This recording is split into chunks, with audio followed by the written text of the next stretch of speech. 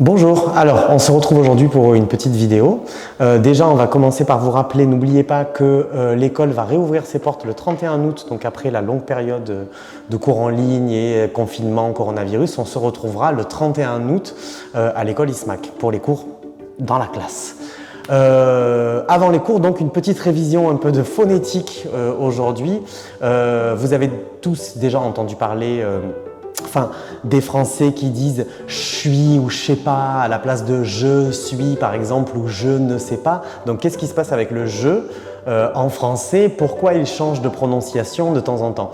Donc quand vous entendez le sujet « je » en français, en fait sa prononciation peut changer selon le mot qui va arriver après.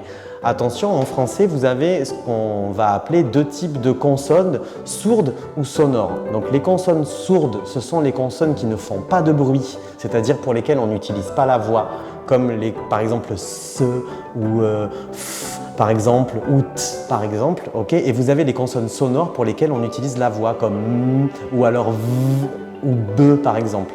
Si après je, il y a une consonne sourde, comme par exemple le S, comme je suis, alors le je va se transformer en che.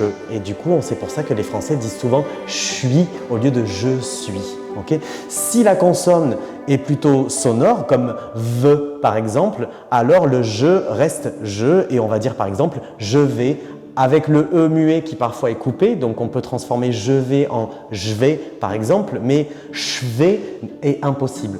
Donc écoutez bien le mot qui suit je après, si c'est une consonne sourde ou sonore. Si la consonne est sourde, on va prononcer che, je suis, je sais pas, je fais par exemple.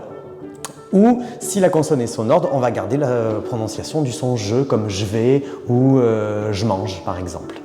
Voilà, donc un petit point de phonétique un peu familier pour l'expression orale. Évidemment, quand on se retrouve le 31 août à l'école, on va approfondir tout ça. À bientôt!